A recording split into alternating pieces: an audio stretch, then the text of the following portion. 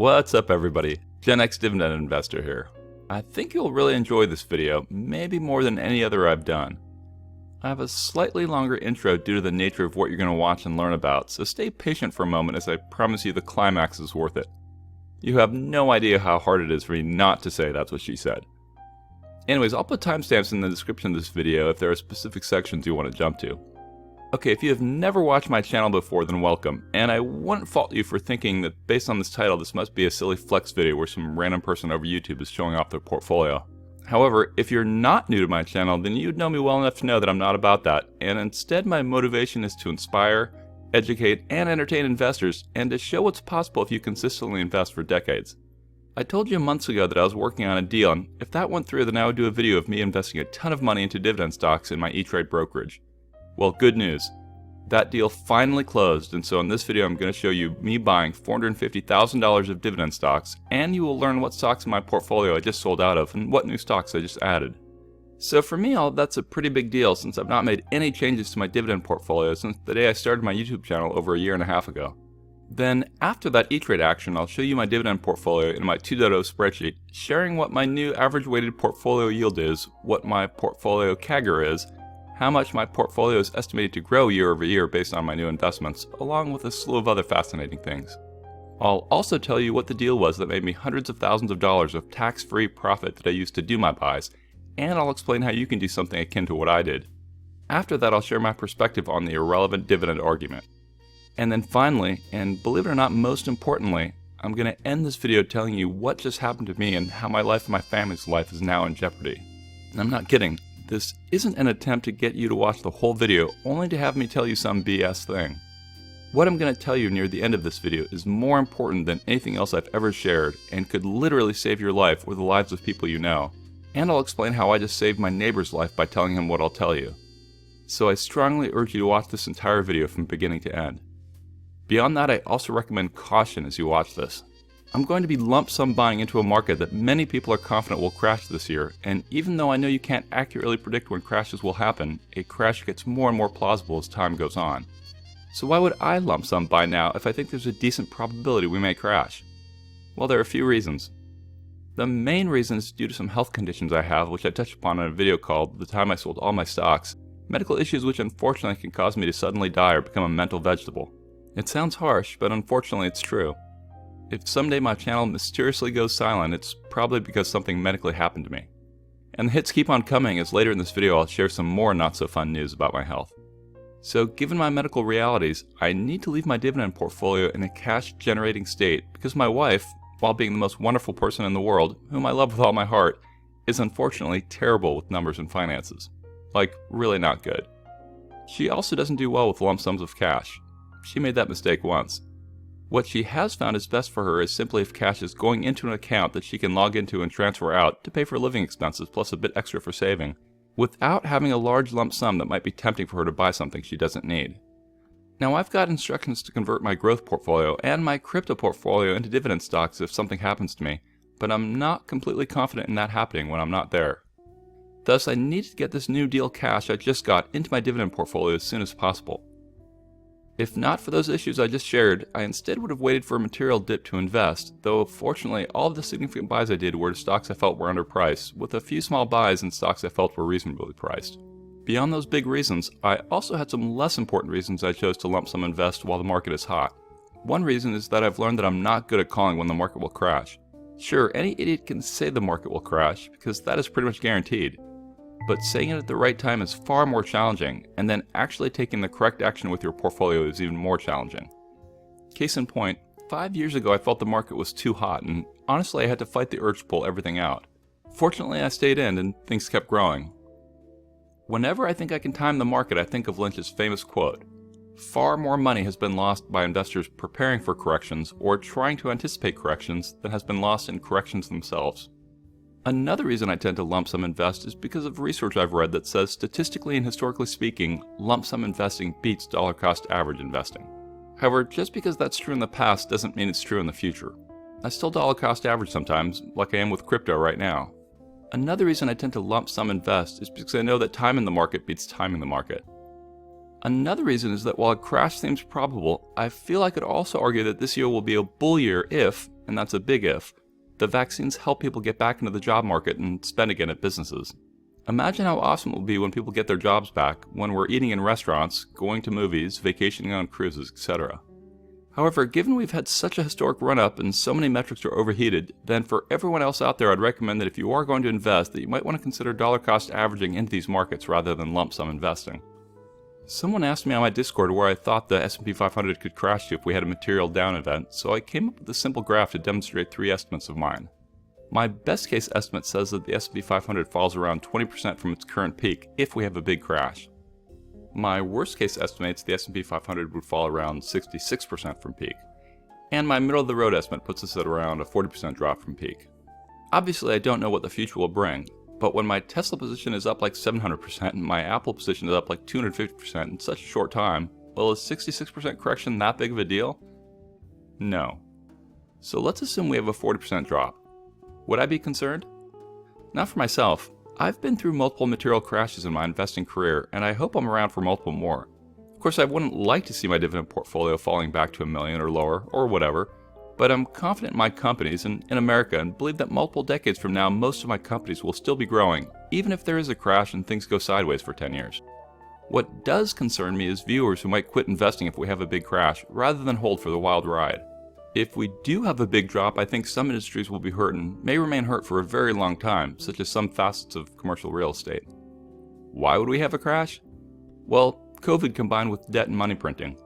Eventually you got to pay the piper and de-lever, whether you're a person, a company, or a nation.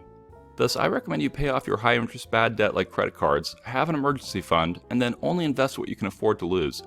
You don't need to chase quick returns to do well in the market. Slow and steady works just fine. I'm worried because I'm seeing more people speculate rather than invest these days, especially on YouTube. In my past, I've seen many people experience financial pain by looking for a quick buck rather than focus on actual investing. Day trading, swing trading, chasing an IPO you're clueless about but hope will shoot up, this insane GME and AMC action, etc. Stocks aren't lottery tickets. They're pieces of business. I opened this video with a relevant Motley Fool quote to help explain the patience that I feel is necessary to succeed. Anyways, I want to share that I have a private channel on my Discord where my Patreon aristocrats and kings get to know what I'm planning to buy or sell before I do it and before I make videos about it, and ask me questions about it. Okay, let's jump into my E-Trade account. So here we are in E-Trade. This is after they resolved some outage issues they had. I think I might move to Fidelity because that's kind of annoying. So here we are in my IRA account. And you can kind of see here, I've got it sorted based on value. So Apple, 1,330 shares in my IRA, 177 grand, and kind of it goes from there. I've got a few things selected here, and then got some cash in there, the total value, and if we go into rollover account, this is the smaller one. Home Depot Travelers, about 82 grand in there. And then if we go into my taxable, here we go. The most in here is J&J, and you can see Apple's about 54 grand worth. And there's the cash. We've got about 1.1 million in there right now. So let's go ahead. We're going to start with some buys here.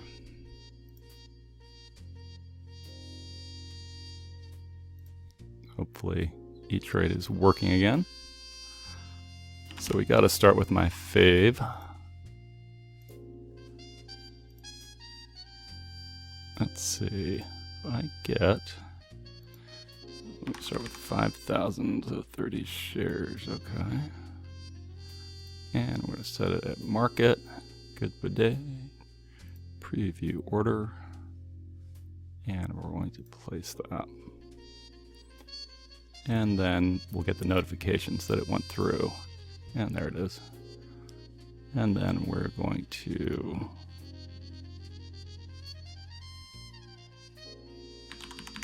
add the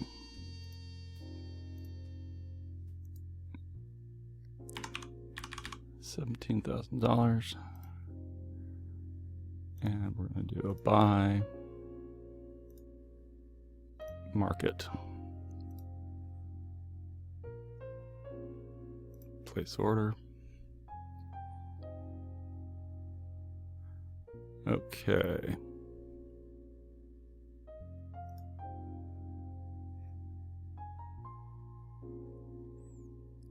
All right, now we're going to go with some Chevron.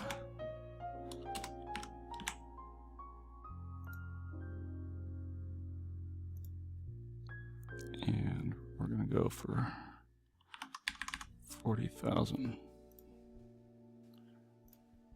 by market.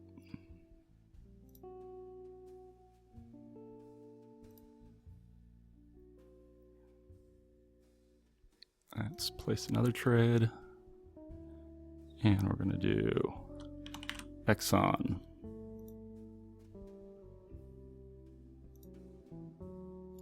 Buy 45,000.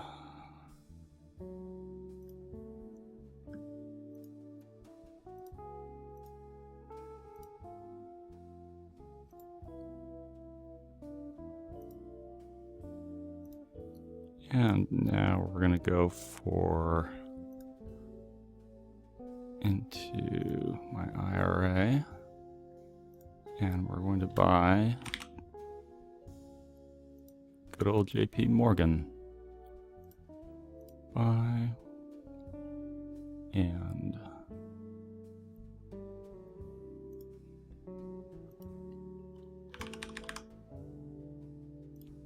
$58,000. Market, preview order, place order, and then place another trade. And we'll go back to my taxable. AT&T.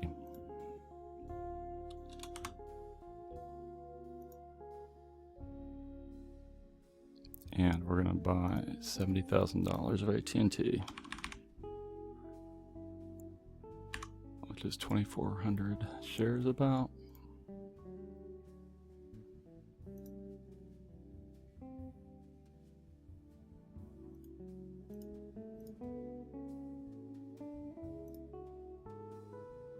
Okay. Now we're going to place another trade. And we are going for Philip Morris.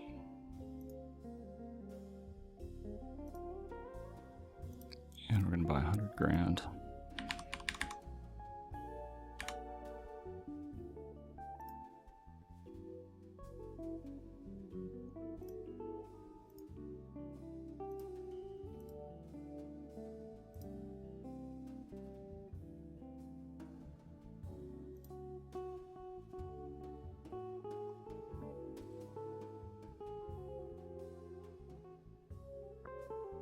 Okay, and the final buy is going to be good old Altria, not Macy's.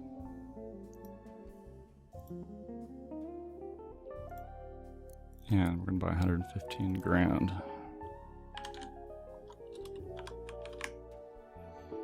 $2,800 shares about.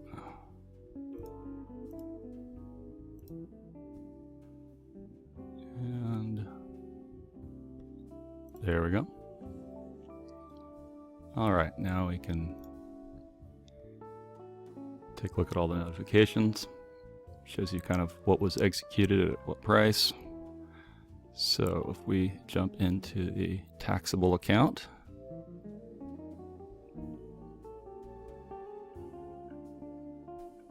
here we can see T, 128 grand, Altria, J&J, there's Philip Morris, Microsoft, Duke, Pepsi, Exxon, Apple, etc., etc. So it's about 1.1 million with about 27 grand in there right now, cash. And then the rollover I mentioned, didn't do any buys in there today. 82 grand, 670 bucks cash, and then my IRA. So that's where most of my Apple is, 178 grand. Microsoft, Procter & Gamble, JPM, McDonald's, Kimberly-Clark. You see it's about, there's a little bit of cash in there and about 986 grand. All right, now let's jump into my spreadsheet to show you this in an aggregated view and some other metrics that'll be useful. Okay, hope you guys enjoyed that. I know I did. So my dividend portfolio now has 26 positions in it overall. I ended up buying Disney in my growth portfolio and selling it in my IRA, along with Goldman Sachs, so I could fund my starting JPM position at a size I wanted. I'm still a Disney bull long term, but decided I wanted to keep all my dividend stocks together and I didn't want to open a small IRA in my growth brokerage. So why did I move my Goldman Sachs shares into JPM? Well, you wouldn't be surprised by that move if you had watched my Goldman Sachs video, because you would know that the original reason why I bought Goldman was as a capital appreciation play, not because I loved their dividend angle. And I accomplished my goal with getting a 65% return in Goldman in around 2 years. As I've elaborated on in a few videos, I feel JPM is one of the better, if not the best, pure financial dividend play out there. Honestly, I've been a bit jaded against banks since 2008. But I decided it would probably be prudent to overcome that jadedness and not let my biases shade what I think is a great long-term dividend-generating investment. Okay, time to jump into my spreadsheet.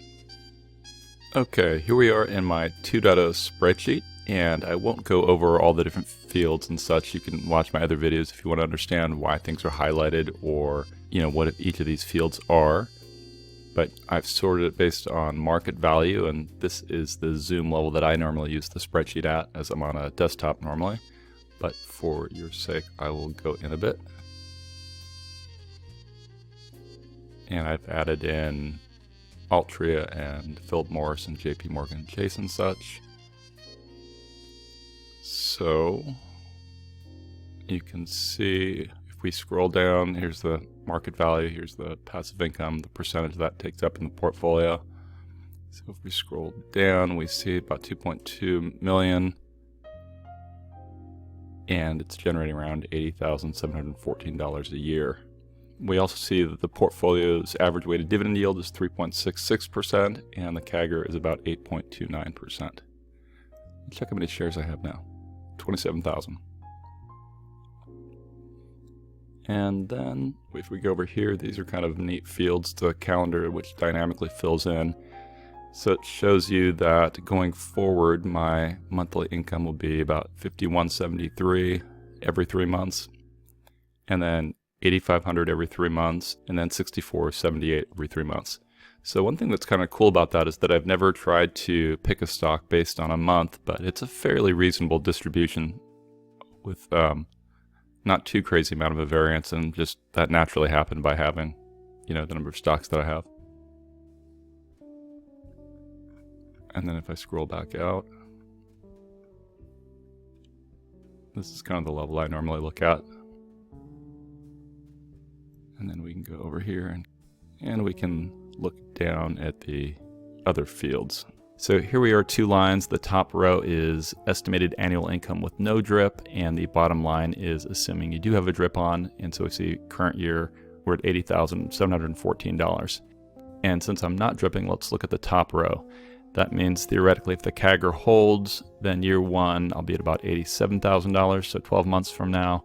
And then year 2, about $94,000. And then year 3 will be nice to get to around that 6-figure mark. And you can see kind of how that grows over time. So at year 10, I would be at 178 grand, and you can go all the way out crazily, which is extremely unlikely that the CAGRs will hold. You could be generating about almost $1 million a year of dividend income at year 30, or $6 million if you're dripping that entire time. We see the yearly is about 80,000, and monthly the average is about 6,700, and that's daily of $221 a day, which is $9 an hour if you are going by 24 hours a day, 365 days a year, or it's $54 an hour of wage income if you convert this into wage. And you can watch my video on that to see the equivalency. And then if we look at the portfolio value percentage by sector, we see technologies around 19%. Healthcare is 10%. Communication services, 6%. Sin stocks, the new category, 9.7. Consumer defensive, 18.8. Utilities around 7.5. Industrials at 6. Consumer cyclical, 8.3. Energy at 6%. Real estate, 3.5. And financial at 3.6%. And if we look at the passive income by sector, then we see technology is only at 4% because of such low yields for things like Microsoft and Apple. Healthcare is around 10%, communication services 12.6%, SIN 19.6%, consumer defensive about 15%, utilities about 9%, industrials about 5%, consumer cyclical 6%, energy about 12%, real estate 4.5%, financial 2.7%. And if we break this down to annual passive income by ticker, then we can see the big ones are AT&T at 12%, Altria at 12%, and kind of go from there. Pepsi at 4%, Duke at 5%, Philip Morris at 7.6%, Procter & Gamble at 3%, et cetera, et cetera. And then this is the no drip versus drip visually to see kind of how it grows over time.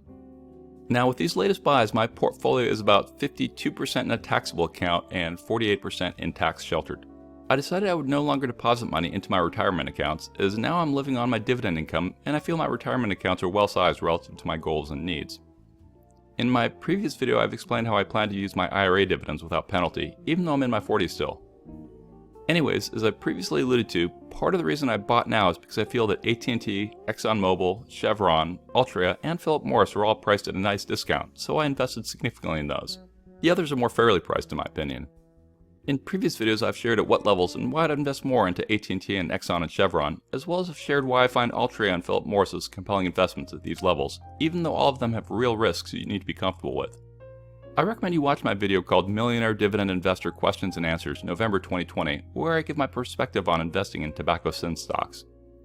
Now, J&J is a company where I've always bought some, regardless of price, when I do lump sum buys, because I believe in its future that much. When I look at my portfolio, I like to slice and dice it in a variety of ways. One of those ways is to categorize stocks into ones which pay me income now and for the next 10 years, and then stocks which will pay me from 10 years and beyond. So for example, AT&T, ExxonMobil, Chevron, Altria, and Philip Morris are stocks that give me strong income now, but are at a higher risk of issues as time goes on. Then I have stocks like Duke and Southern that pay me a medium amount of income now and will probably still be paying me a medium amount of income in 10 years. Then I have companies like J&J and McDonald's that have a relatively lower yield right now, but I'm confident will be paying me nicely in the 10 to 20 year range. And then I have companies like Apple and Microsoft, which have a very low yield now, but have good CAGRs and futures that I believe will be doing very well for me as we go decades out. So I operate under the assumption that over time, gas and sin stocks will decline, but they will still give me what I need for income right now as I'm using it, and then their income will slowly be overtaken by my higher CAGR stocks as time goes on. As I've mentioned, I also have a growth portfolio and a crypto portfolio, and I currently see my crypto portfolio as a hedge against equities in the dollar, much like some people look at gold. Going forward, my plan is to focus future cash infusions in my growth and crypto portfolios, as my dividend portfolio feels it's in a decent spot where I can keep growing on its own. Though I do have a small 401k I'll probably move into my realty income position at some point. Also, in a little over 15 years I'll be eligible for collecting both Social Security and a pension from an old job, so worst case scenario I'll be trading my oil and sin stock income for Social Security and pension income, and best case I'll have all of them. If you are young, I wouldn't recommend oil or sin stocks, as you probably don't need income right now, and you may be better positioned if you invest in growth stocks like Amazon and such. I'm also assuming that some of my riskier stocks will either stop raising their dividend or will cut or suspend their dividend. For example, as I previously said, it appears that AT&T might not be increasing their dividend based on what I've read, which means they may lose their aristocrat status, but I'll still enjoy the dividend income I'm getting, and I believe long term if they can climb out of their debt hole, they may also have stock appreciation. Okay, so where did I get this money I just invested? Well, I've been giving hints about this, but what I did was sell my house for a large profit, which I then put into dividend stocks, a down payment on a 30-year fix which I got at 2.625%, in my emergency savings account, in my growth portfolio, and in my crypto portfolio. The house I just sold was when I bought it as a foreclosure 5 years ago. I've had a pattern in my life where I'd buy a house, live in it for at least 5 years to get the best tax avoidance benefit, and then I'd sell for tax-free profit and do it all over again. Specifically, if you own and live in a house for 2 of the last 5 years before you sell it, then up to $250,000 of profit is tax-free. And if you're married and file a joint return like I do, then up to $500,000 of gains are tax-free. So $500,000 of my profit was tax-free on my latest sale. It's super important to understand all the tax strategies you can take advantage of if your goal is to maximize your wealth. Remember, it's not what you make, it's what you keep and invest, and the single biggest expense in your life isn't your house or your kids, it's taxes. So learn how to beat taxes as much as you legally can. This is the third time I've made a nice profit on my houses, each time going bigger and each time making more profit. I honestly got lucky this time and don't recommend that people keep upgrading to bigger houses like I've done, though it has worked out for me. I basically don't think the extra stress you deal with of owning a larger house is worth it. I really enjoyed it and I love the profit, but if I could do it over again, I'll just stay small. This fourth new house I just bought, I finally downsized, but since I only plan to stay in it for 2 years, I wanted something I could easily rent out or sell in the future. You see, my 2-year dream is to move to somewhere fun like Costa Rica or Thailand once the kids are further along in their schooling, assuming I can convince my wife of doing that. Now there's a saying in real estate that you make your money on the buy, not the sell, which is another way to say make sure you buy at a good discount. But honestly, I think both the buy and sell are equally important. Historically, I've used my real estate profits primarily to invest in more real estate, whether it was a new house and/or rentals or commercial real estate or whatever, but I've also used my real estate profits to invest in speculative things like new business startups. But now that I'm effectively retired, I decided I would drive my house profits into my dividend portfolio after I covered the 20% down payment on a new house. To me, it's amazing to think that I just made hundreds of thousands of dollars of profit doing basically nothing other than getting to live in a house I liked. I've often marveled at how much money I've made from houses over the years, usually making more money from simply buying houses at a good price, living in them for at least 5 years, and then selling them than I made from my actual 9-to-5 job. Thus, I laugh when I hear people say your house isn't an asset and is instead a liability. It's not just me who thinks that houses can indeed be assets. Warren Buffett has stayed in the same home for over 60 years and has said it was his third best investment he's ever made. He bought his house in Omaha for $31,500 in 1958, which is $250,000 in today's dollars, and now it's worth around $650,000. So I strongly urge you to reconsider when people say your house is a liability rather than an asset. Now, of course, if you define asset as only something that is cash flowing, then that statement is true. Well, unless you're Airbnb-ing or something. But I think that definition of asset is flawed. Using that definition, then you can't count gold as an asset either. Come to think of it, your house is kind of like gold, only better, because not only is it often a store of increasing value, but it also fulfills a need you have in life, which is a place to live. Of course, it's not guaranteed it'll always appreciate. So I've never seen my houses as liabilities for me, and instead have always seen them for what they have been, a great producer of wealth. Of course, you gotta buy and sell it right, just like any investment. So I giggle when I hear people say your house is a liability and not an asset, just like I laugh when people say dividends are irrelevant, because that means I've become a multimillionaire from liability real estate and irrelevant dividends. Speaking of irrelevant dividends, someone asked me my take on that theory on my Discord server, so let me give you my quick 2 cents. What am I talking about? Well, there was a theory proposed by 2 men, Franco Modigliani and Merton Miller, back in the 60s, where they basically suggested that dividends and capital gains are equivalent when an investor considers returns on investments, and that the only thing that impacts the valuation of a company is earnings, so whether you invest or not should be based on the investment policy of the company and not on its dividends. Thus, dividends are irrelevant from that perspective. Furthermore, they say you can always manufacture your own dividends by simply selling some of your shares. So as an example, Amazon might not have dividends, but I could always just sell some of my Amazon shares every quarter to basically replicate getting a dividend. And it's arguably better to manufacture your own dividends because then you can control when you get the dividend based on a stock price you want, rather than you're forced to take one. Thus, you can tailor the payout schedule based on need and pricing. That way you can also optimize your taxes. So that's another reason why Modigliani and Miller felt that dividends are irrelevant. Modigliani was a 1985 Nobel winner in economics and was a professor at a variety of places including MIT and at my alma mater, Carnegie Mellon University, where he met and collaborated with Merton Miller. Some of the people who say dividends are irrelevant have some nuanced perspective that is worth understanding, so I encourage you not to write them off simply because they feel dividends are irrelevant. For example, many of those negative dividend Nellies don't deny that on average dividend stocks do indeed beat the market. Their point though is that they feel that dividends are not the reason for that.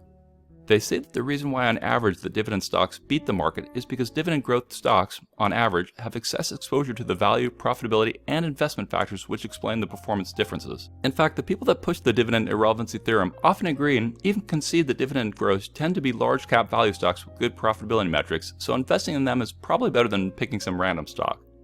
Anyways, I want to explain some aspects of the dividend irrelevancy fan club, even though I'm not part of that club. Additionally, people in that club feel that using dividends to pick stocks does not make sense. They say that dividends are not relevant in determining which stocks may have good future returns.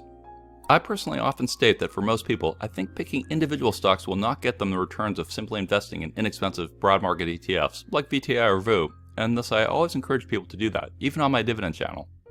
I also advocate for people to not be hyper-focused on only dividend stocks, because you miss out on great companies with incredible upside potential for your returns, like Amazon and Google and Facebook and some smaller cap ones too. I've also explained that my reasons for investing in dividend stocks have to do with my passions and now my medical issues in my family, not because I think they're the only investment vehicle out there. Now, before I tell you the potentially life-saving advice, I want to share that M1 Brokerage has a promotion running until the end of February, where if you click on my referral link in the description of this video and then open an account and transfer some cash into it and you meet the requirements, then both you and I get a free $30 deposited into our accounts. If you open a normal individual account, you need to transfer in and invest $100, or if you open a retirement account, it needs to be $500 invested, all within 30 days from opening the account. Usually they do $10 referral bonuses, so take advantage of the free $30 while it lasts. Okay, now I want to tell you what happened to me, which might literally save your life or the life of some of you know. So the house we just sold we lived in for a bit more than 5 years. Shortly after moving into our house, our cat changed. He started chewing out his fur. Over multiple years, he eventually chewed out all of his fur over every part of his body that he could reach. He also couldn't keep food down.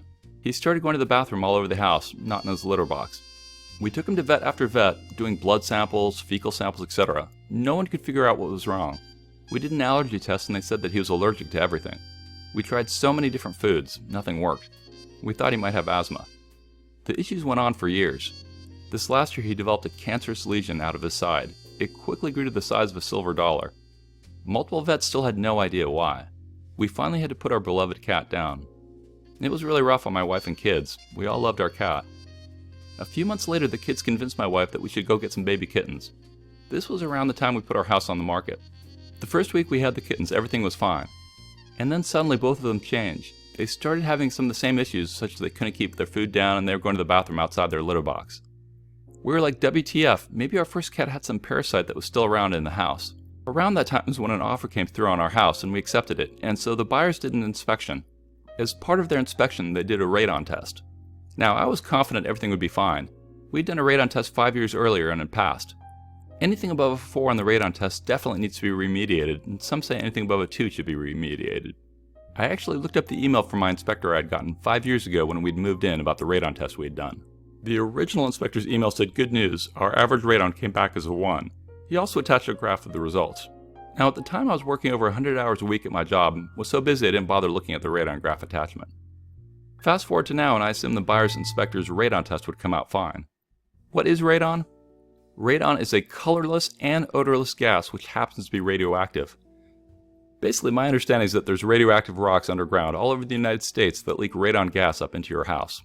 According to the EPA, it is the second most frequent cause of lung cancer, after smoking, causing over 20,000 lung cancer deaths per year in the United States, and about 3,000 of those deaths occur among people who have never smoked.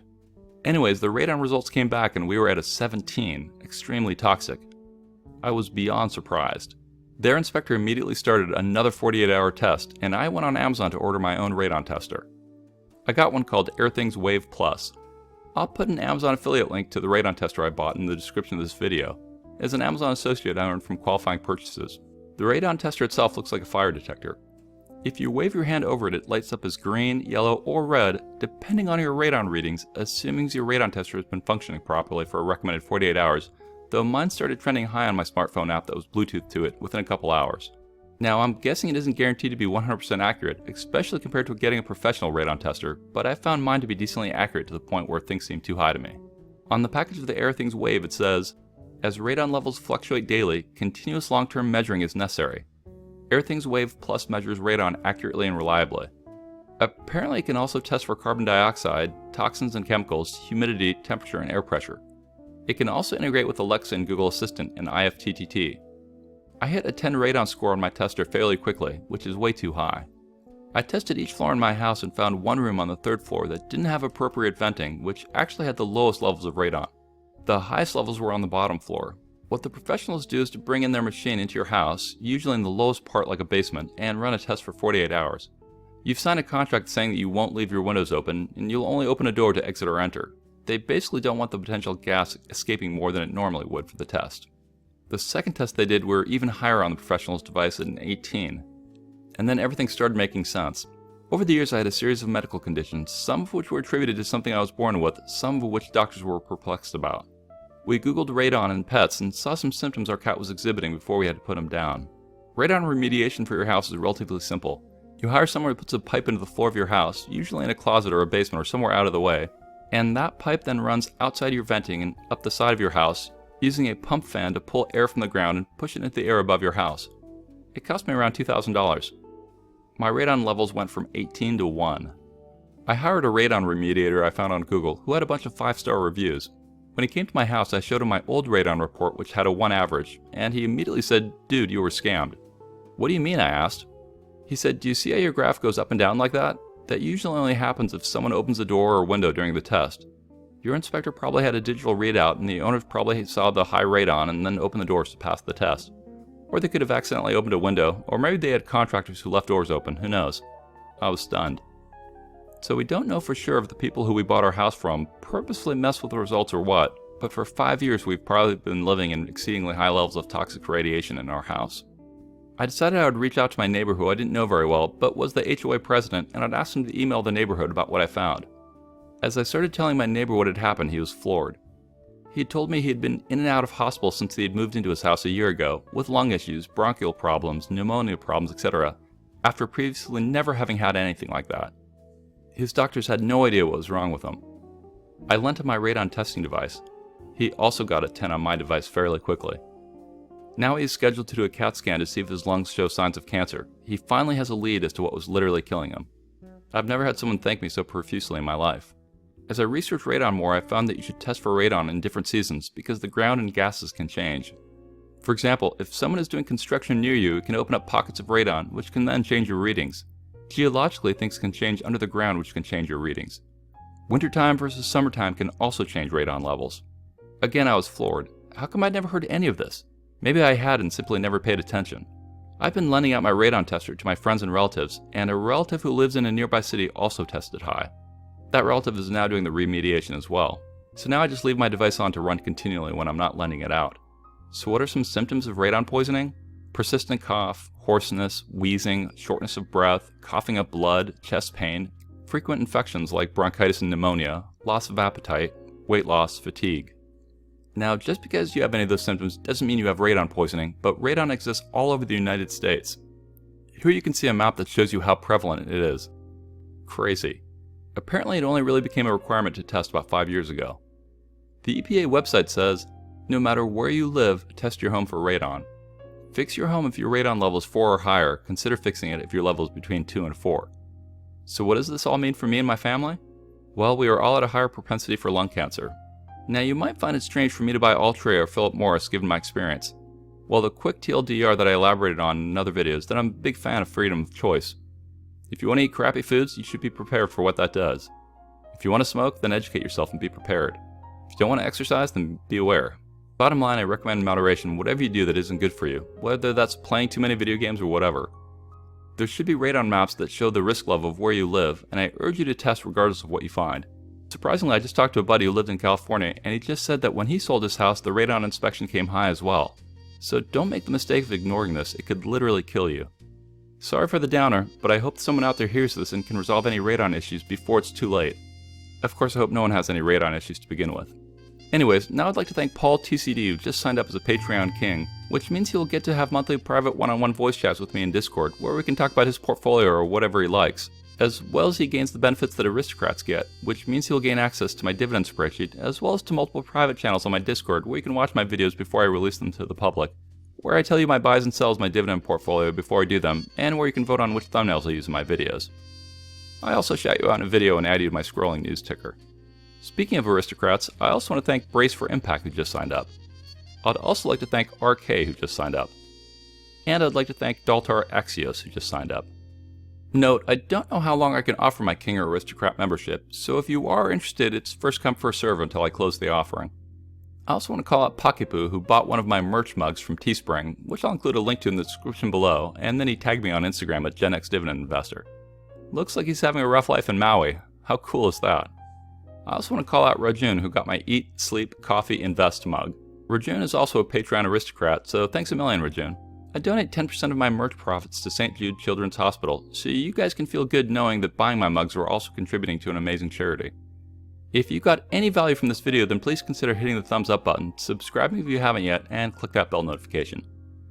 Finally, don't forget to check out my free Dividend Discord server where thousands of other dividend investors talk 24 hours a day, 365 days a year. Thanks, and I'll talk to you again real soon. I am not a financial advisor, and these videos are for entertainment, inspiration, and educational purposes only. Investing of any kind involves risk. I am only sharing my opinion with no guarantee of gains or losses on investments.